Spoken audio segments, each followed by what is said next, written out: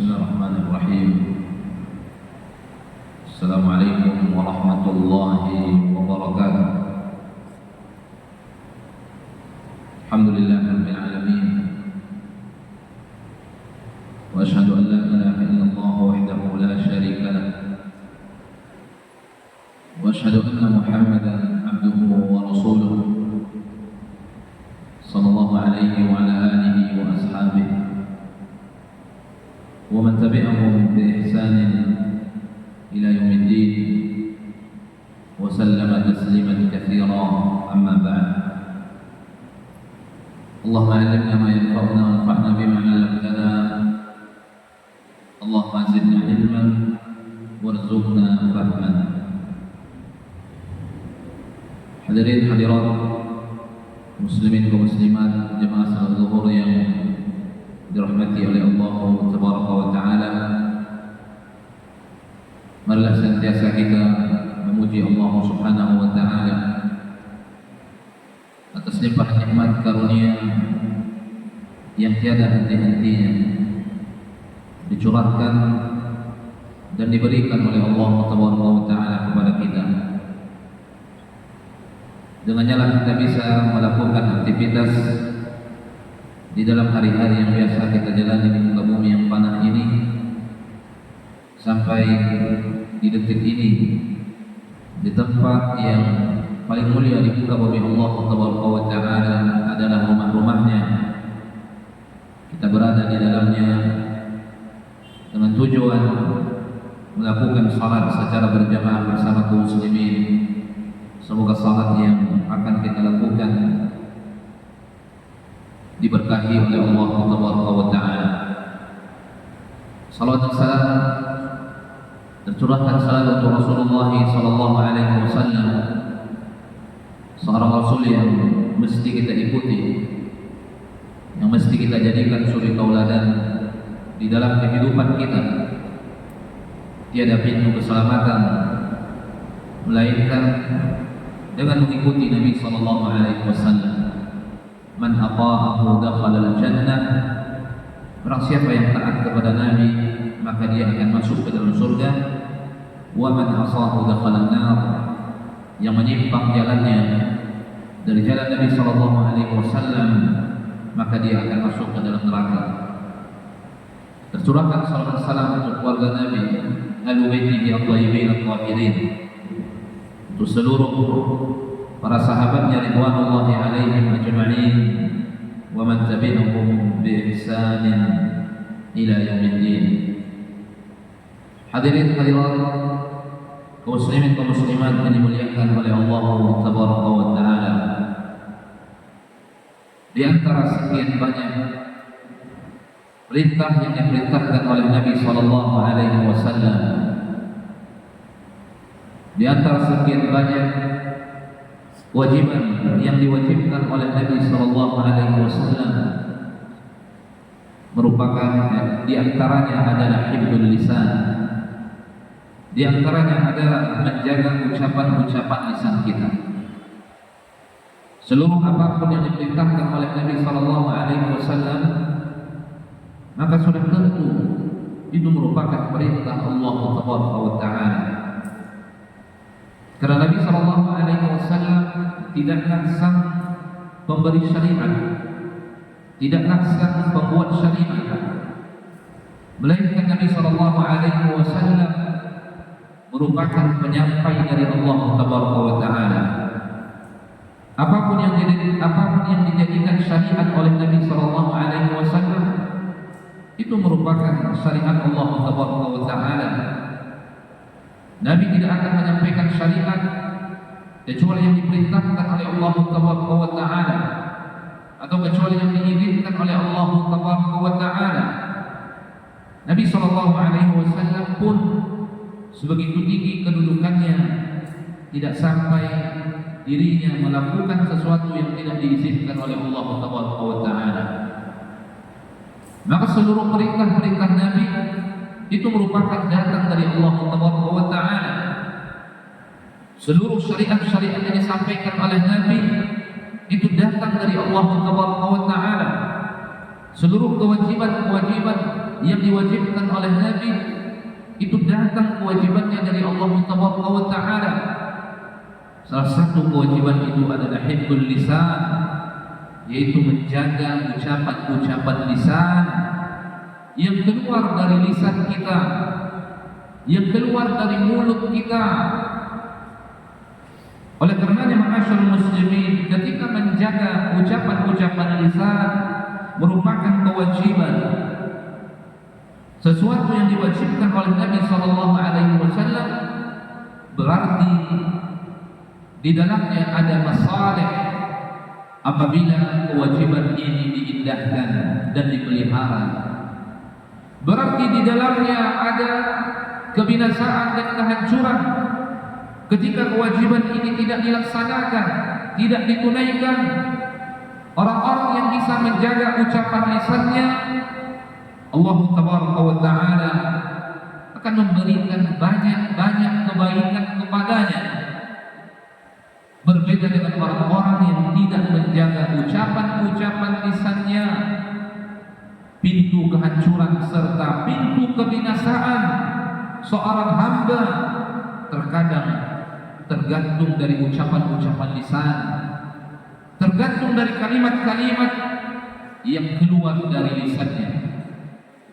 Oleh karenanya ma'asyiral muslimin, di dalam banyak dalil disebutkan bagaimana pentingnya menjaga ucapan lisan. Bahkan menjaga ucapan lisan dikaitkan oleh Nabi SAW kepada indikasi keimanan seorang hamba kepada Rabb-Nya, keimanan seorang hamba kepada hari akhir. Bayangkan, beriman kepada Allah, beriman kepada hari akhir, ini sesuatu inti di dalam agama kita. Seorang tidak akan mendapatkan keselamatan manakala dia tidak beriman kepada Allah. Seseorang tidak akan mendapatkan keselamatan manakala dia tidak beriman kepada hari akhir. Karena beriman kepada Allah di antara rukun iman yang 6. Beriman kepada hari akhir di antara rukun iman yang 6. Tidak akan mungkin dikatakan seorang hamba mukminun, seorang yang beriman, sampai dia mengimani rukun iman yang 6. Kejujuran ucapan lisan seorang hamba dikaitkan oleh Nabi sejauh mana lisannya benar dalam berucap, sejauh mana lisannya baik dalam berucap.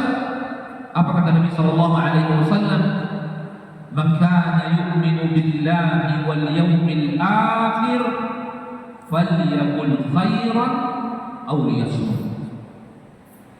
Man kana yu'minu billah, barang siapa yang beriman kepada Allah, wal yawmil akhir, dan barang siapa yang beriman kepada hari akhir, falyaqul khairan aw liyasmut, maka wajib baginya untuk mengucapkan ucapan yang baik, atau kalau tidak, hendaknya dia diam, kata Nabi SAW. Hadirin hadirat dimuliakan oleh Allah Subhanahu wa taala. Setiap kita mesti bertanya kepada diri kita, sampai di mana lisan kita menjaga ucapan-ucapannya, sampai di mana lidah kita menjaga kalimat-kalimat yang keluar darinya, sampai di mana bibir kita terpelihara dari ucapan-ucapan kotor, dari ucapan-ucapan yang mengandung maksiat di dalamnya. Keimanan kita kepada Allah Azza wa Jalla, keimanan kita kepada hari akhir dikaitkan oleh Nabi SAW sejauh mana ucapan lisan kita itu benar di dalam mengucapkan ucapan-ucapannya. Man kana yu'minu billah wal yawmil akhir falyaqul khairan aw liyasmut. Oleh karenanya ma'asyiral muslimin, kebaikan dan keberkahan seorang hamba, seorang muslim, seorang muslimah banyak dikembalikan kepada kejujuran oleh Allah Taala atau oleh Nabi SAW. Salah satu contohnya dalam pekerjaan-pekerjaan. Salah satu pekerjaan adalah perdagangan, adalah jual beli. Jual beli yang diberkahi oleh Allah Taala, perdagangan yang diberkahi oleh Allah Taala perdagangan yang di dalamnya ada ucapan-ucapan yang penuh dengan kejujuran, yang di dalamnya jauh dari kedustaan, jauh dari penipuan. Apa kata Nabi sallallahu alaihi wasallam? Nabi sallallahu alaihi wasallam menyebutkan dalam sebuah hadis, "Al-bay'ani bil khiyar ma lam yatafarraqa, wa in sadaqa wa bayyana burika lahuma fi bay'ihima, wa in kadaba wa katama muhiqat barakatu bay'ihima." Perhatikan saudara-saudariku yang dimuliakan oleh Allah Taala. Di dalam hadis yang begitu mulia ini dikembalikan berkahnya pekerjaan seorang muslim, usaha seorang muslim tergantung kepada kejujuran ucapan lisannya. Al-bay'ani bil khiyari ma lam yatafarraqa. Dua orang yang sedang melakukan transaksi, seorang pedagang, seorang pembeli, seorang penjual, seorang yang membeli jualannya. Ini disebut dengan al-bay'an. Dua orang yang sedang melakukan transaksi. Al-bay'an bil khiyar. Dua orang yang sedang melakukan transaksi bil khiyari, masing-masing mereka memiliki hak pilih untuk melangsungkan jual belinya, untuk melangsungkan perdagangannya atau membatalkannya. Ma lam yatafarraqa, selagi kedua-duanya belum berpisah dari majlis perdagangan itu, dari majlis jual beli itu. Lalu Nabi mengatakan, wa in sadaqa wa bayyana, apabila orang yang sedang melakukan transaksi itu dilakukan dengan penuh kejujuran, wa in sadaqa, penjualnya jujur, pembelinya jujur, tidak ada dusta di antara mereka, tidak ada penipuan di antara mereka, tidak ada kemungkaran-kemungkaran lisan yang keluar dari lisan mereka, jujur. Wa in sadaqa wa bayyana burika lahum fi bai'ihim. Ketika mereka jujur, kata Nabi, kemudian saling menyebutkan, saling menerangkan, kalau di dalam barang yang dijadikan objek transaksi terdapat aib, maka dia sampaikan aib. Terdapat kekurangan, dia sampaikan kekurangan. Terdapat cacat, dia sampaikan cacatnya, dia sebutkan agar orang tidak tertipu olehnya. Wa in sadaqa wa bayyana burika lahum fi bai'ihima, akan Allah berkahi jual belinya. Allahu akbar. Diberkahi oleh Allah Taala. Sang penjual, sang pedagang yang mendapatkan uang, harta, laba, keuntungan dari hasil penjualannya, yang mungkin dia mengeluarkan keringat melakukan usaha penjualan itu, duduk di tempat dia bekerja dari pagi sampai sore, kemudian dia mendapatkan laba dari hasil penjualannya, mendapatkan keuntungan dari hasil penjualannya. Itu merupakan transaksi yang diberkahi oleh Allah Taala, transaksi yang diberikan kebaikan di dalamnya. Bayangkan ma'asyiral muslimin, harta yang dikatakan berkah oleh Nabi sallallahu alaihi wasallam, kemudian dengan harta itu dia memberikan nafkah kepada dirinya, dia memberikan nafkah kepada istrinya, dia memberikan nafkah kepada anak-anaknya, atau siapapun orang-orang yang di bawah tanggung jawab nafkah dia, diberikan nafkah yang berkah kepadanya. Berapa kebaikan-kebaikan yang akan digapai oleh seorang kepala keluarga ma'asyiral muslimin, buah dari kejujuran ucapan lisannya. Burika lahum fi bai'ihima. Mungkin labanya tidak banyak, mungkin keuntungannya tidak besar, tetapi keuntungan yang kecil, keuntungan yang tidak besar, laba yang tidak besar, ketika Allah letakkan di dalamnya keberkahan-keberkahan, dan keuntungan yang sedikit ini akan mencukupi jumlah orang yang sangat banyak ma'asyiral muslimin.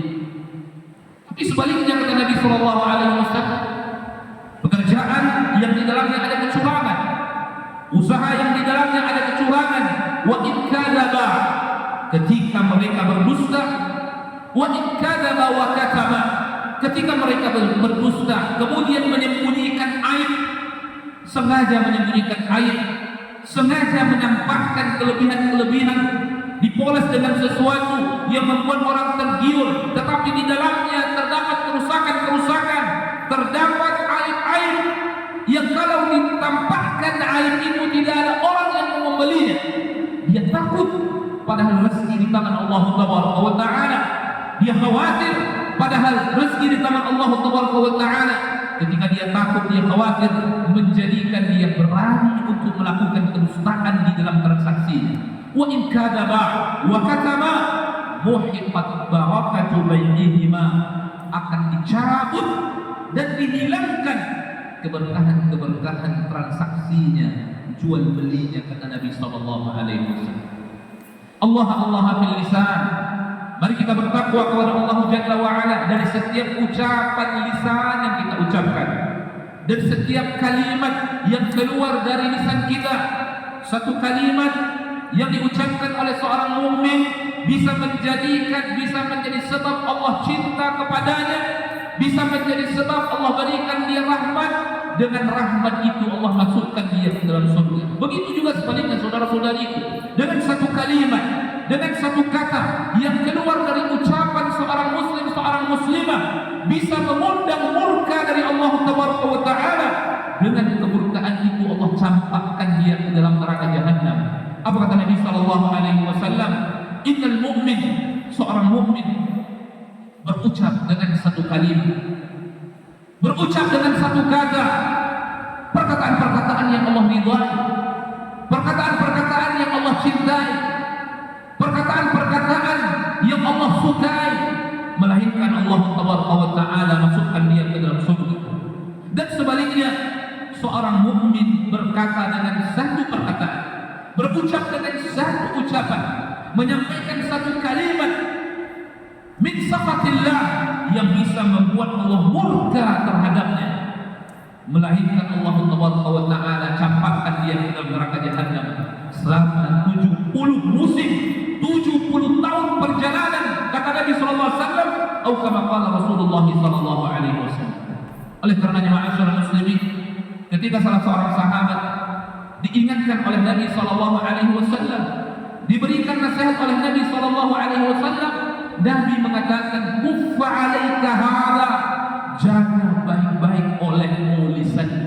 Sahabat ini mengatakan, ya Rasulullah, akankah kita akan dihukum karena ucapan lisan yang keluar dari lisan kita? Nabi sallallahu alaihi wasallam mengatakan, celaka engkau, tidaklah orang banyak dimasukkan ke dalam neraka Jahannam, melainkan di antaranya karena buah dari ucapan-ucapan lisan yang terucap dari lisan mereka. Semoga Allah Subhanahu wa Ta'ala membimbing kita sehingga lisan-lisan kita tidaklah berkata kecuali perkataan yang jujur, perkataan yang lurus. Semoga Allah Subhanahu wa Ta'ala membimbing kita di ilmu dan amal dan sunnah Nabi sallallahu alaihi wasallam. Wa akhir da'wana alhamdulillahirabbil alamin. Assalamualaikum warahmatullahi wabarakatuh.